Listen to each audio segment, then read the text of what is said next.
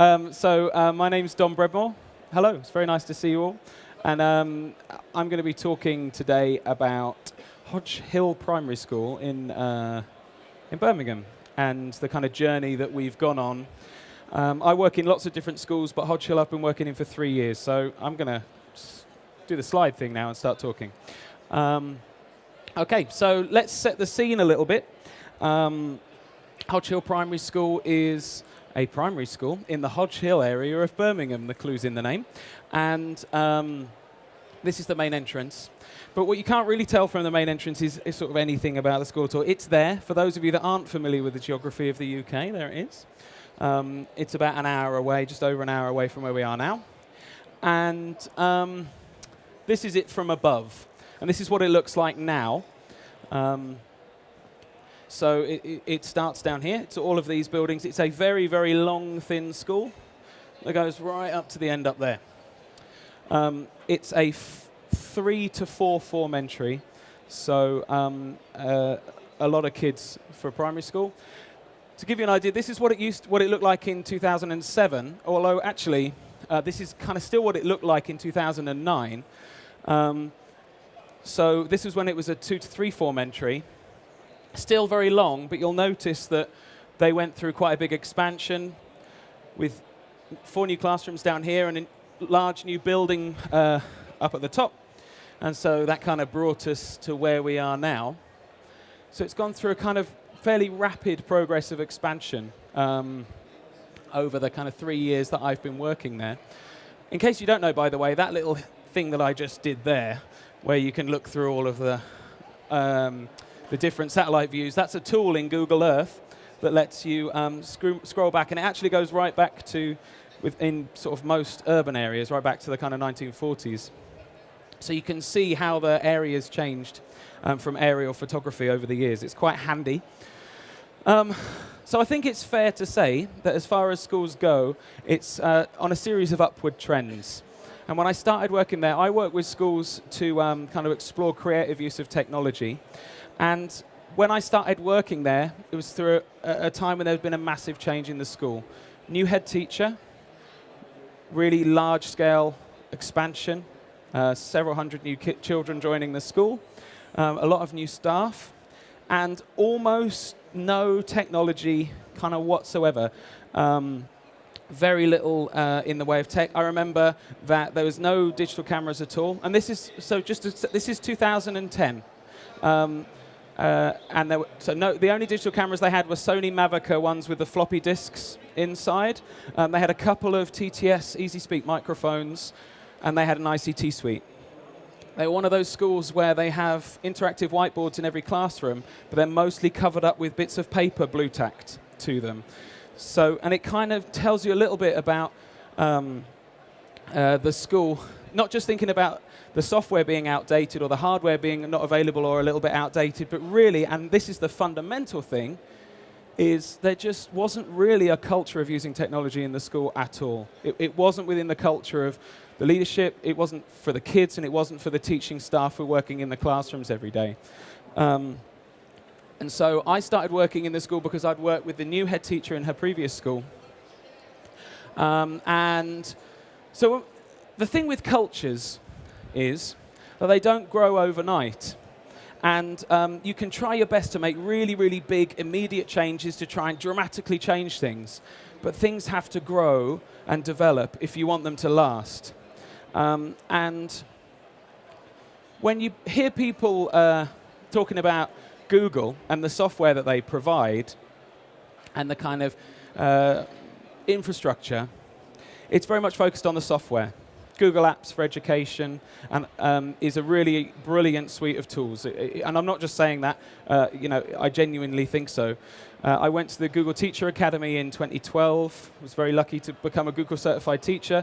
I did that because I use Google stuff every day, like in my personal life and in my professional life. And I honestly believe that it was really, really valuable for schools to kind of learn how to use it. It wasn't. So I don't stand here talking because Google told me so. It's the other way around. But when you're working with a really, really big school that's just spent loads of capital on building and infrastructure, there's not a massive amount of resource left for buying loads of new hardware. and it's also more difficult to make the decisions on what hardware to buy. So when people talk about Google Apps for education, one of the things you hear everyone say time and time again, it's free. And that will be drilled into you over and over and over again. And yes, it is true. It is free. Google Apps for Education is free, and that's brilliant. Everyone's favorite price. Fantastic.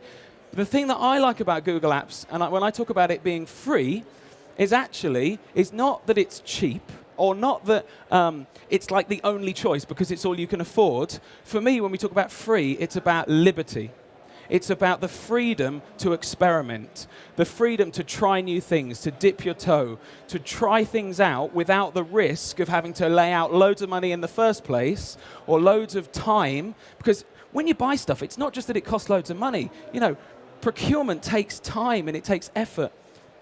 So when things are free, it allows people to have the liberty, to have the freedom to experiment. And that's what really we wanted to do in the school, was foster a culture of creativity, of risk-taking. But how do you manage that risk? So what we did was we kind of adopted a system that would work with the kids for rolling out this stuff, this experimentation, these things. And that started with our digital leaders. And so in the school, we have a group of Year 5 kids who are the digital leaders, and they take a great role in training and supporting the staff and other pupils around the school. If you don't know anything about digital leaders, it's a fantastic system. It doesn't cost anything, but digitalleadernetwork.co.uk will tell you and give you lots of tips on how to get started with DL. So we developed this system to kind of manage the risk of taking on this stuff. So we started with digital leaders, and then we'd roll things out to our kind of test year groups, which were Year 3 and 4. And they're good because they're quite malleable, Year 3s, you know, they're not too stuck in their ways, but also they're going to be with the school for a little while. So you can, if they're learning new skills, if they're trying out new things, if they get traction, then you know that they're going to be with you for another 2 or 3 years. If you only ever try things out with Year 6s and then they leave a term later, you know, it can be really difficult. And then we also decided once we'd worked with these groups of kids, and notice we're working with the kids first, then we started experimenting with SLT. Because if you get SLT to adopt something like Google Apps, it starts trickling down. And you have this kind of top-down effect. So we've got the kids giving the kind of grassroots support to stuff and trying things out. And then you've got SLT with it trickling down. I'm doing hand gestures to demonstrate some of the things I'm saying there. And then eventually things roll out to all staff. So I'll give you some examples.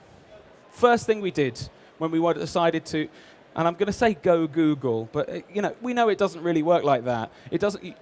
You never just use Google. 3 years along, we're still using other services, and I think that's right. Okay, I think it's absolutely right that we teach kids to be flexible. We teach kids to understand that there's different tools for different purposes, and that they, you know, have the freedom of choice of what they want to use.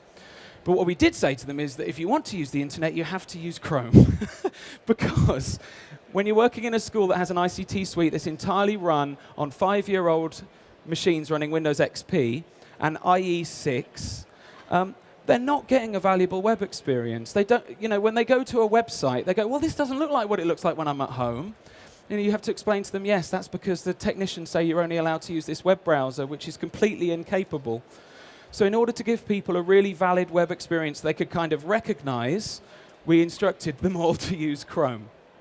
To be honest, I don't mind if they use other browsers as well, just not really old ones. So get a contemporary browser that will give you a contemporary experience. Chrome was the first thing that we kind of integrated in the school.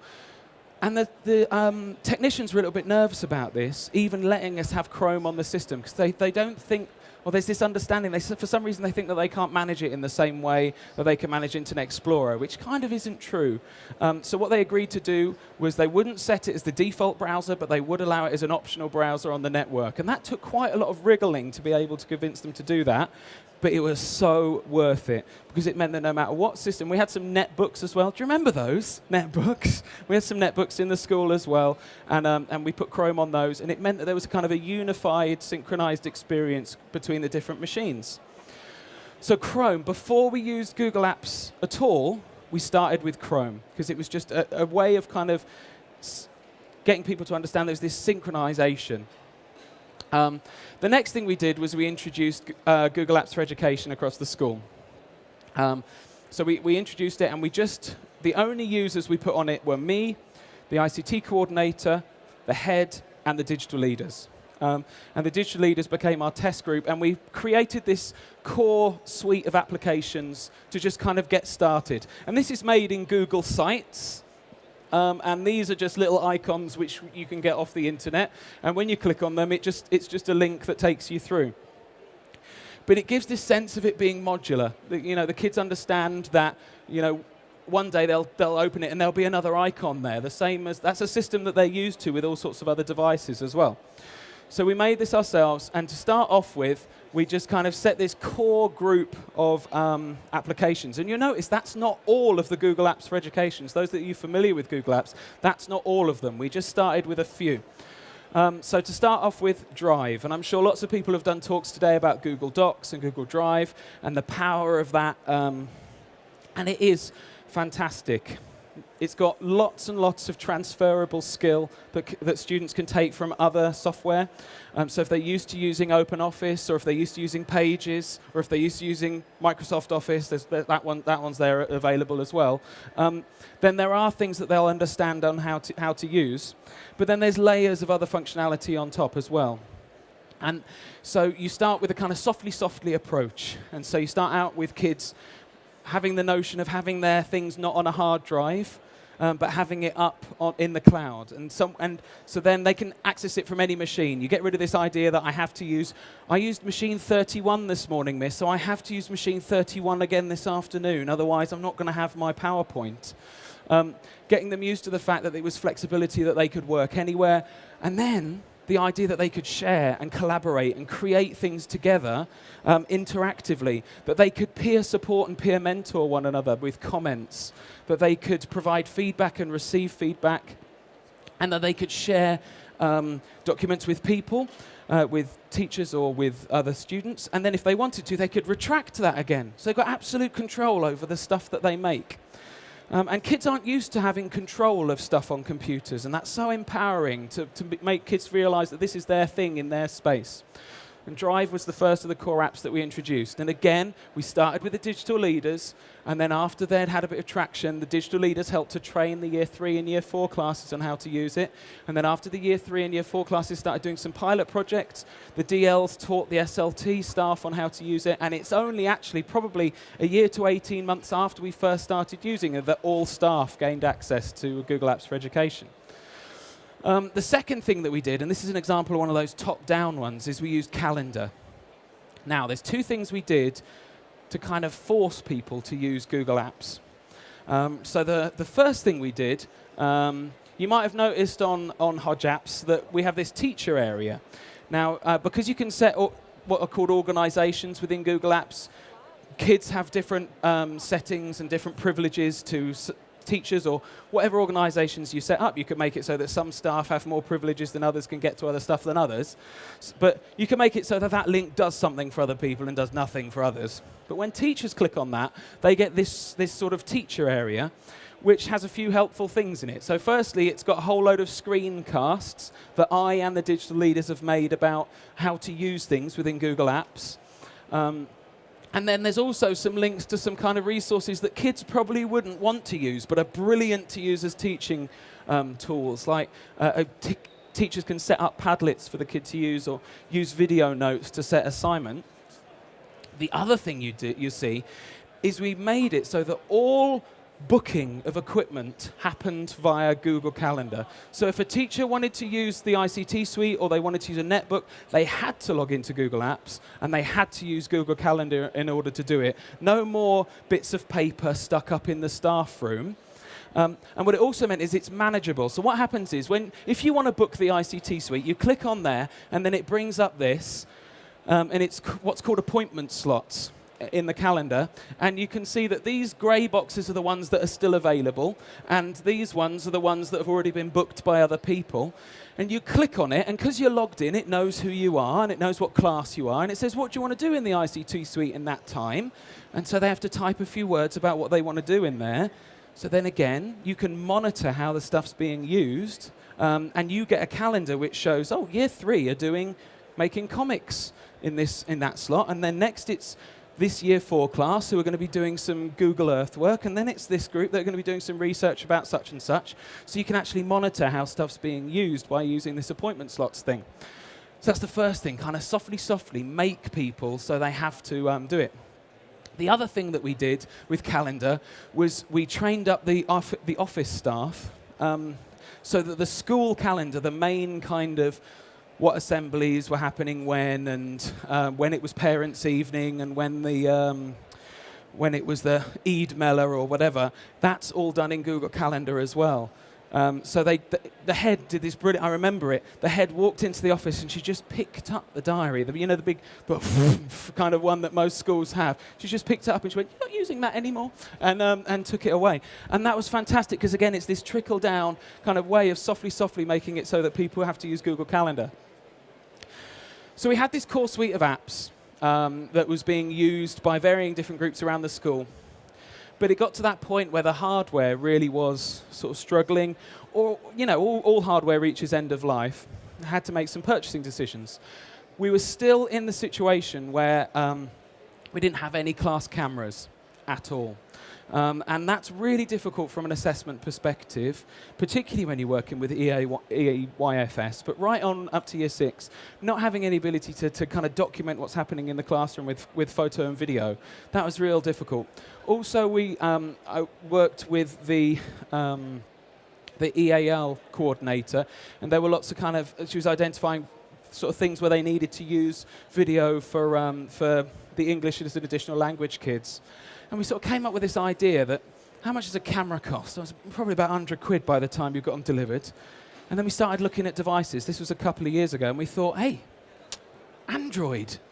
And so what we did was, instead of buying class camera for every teacher, what we bought them a phone. We bought them a smartphone, an Android smartphone for 99 quid. One that got really great reviews, 4.2-inch screen, latest version of Android, access to the entire Play Store, so that every teacher could fill that with a suite of apps, not for the kids to use as a teaching device, but it would also mean that they'd access their calendar on there, they could book the ICT suite on there, the kind of things that some people might use iPads or tablets for, but 2 years ago or 18 months ago, that just wasn't cost effective for the school, and we had to buy 40 of them. We just didn't have the money to invest in tablets. And these are really you can put them in your pocket, the battery lasts all day. And it had a 6-megapixel camera with a flash. So it took, perfectly good enough and high definition video. So it kind of ticked lots of boxes. And we kind of figured, even if all they ever do is use it as a camera, then it's a win. Anything else is a bonus, right? But the benefit was, because we're using Google Drive, every picture that they take, we had an app on there that syncs all the photos and automatically puts them into Google Drive. So never, where's my card reader gone? Or, oh, I can't find that cable. I have to plug the computer into the camera and download the photos. And then you download like 600 photos once a month because the card's full up, and then never do anything with them. Because they're all in Drive, sorted by the date they were taken. And by this point, we were using Google Apps across the whole school. In order to allocate these devices, they had to have their own account. All of the members of staff had to have their own account on Google Apps for Education. This is the admin console on Google Apps for any of you that haven't seen it. And one of the things you have in there is this device management. Device management for Android devices is free, by the way.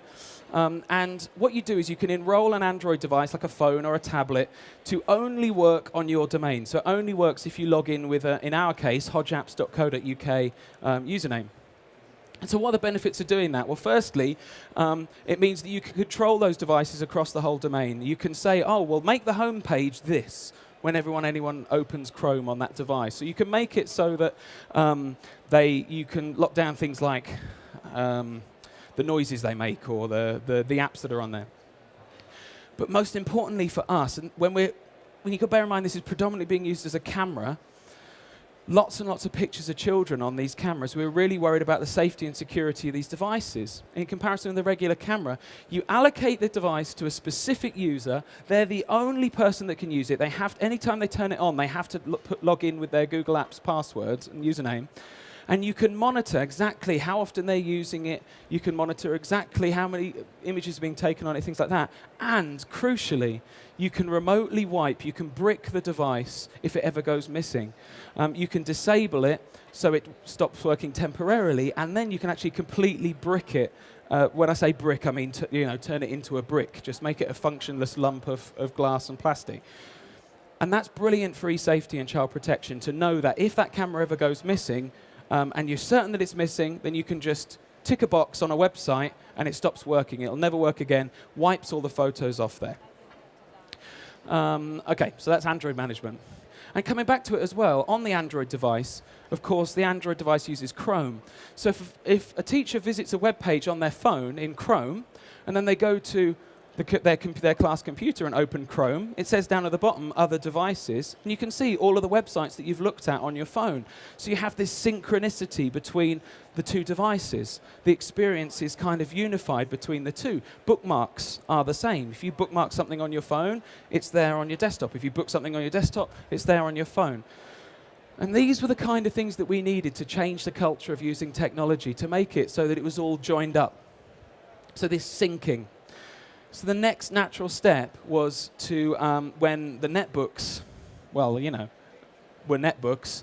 I've got 5, haven't I? No, I'm out already. Oh, my days. Right, so we got Chromebooks. Again, you can manage those online. We got 50 of them at once. Look, and here's the kids in year 4 trialing them out. Again, we had this kind of gradual rollout system where we started with DLs and then went on to year 4 and then SLT. Chromebook management. You can manage devices in the same way with a lot of the same benefits.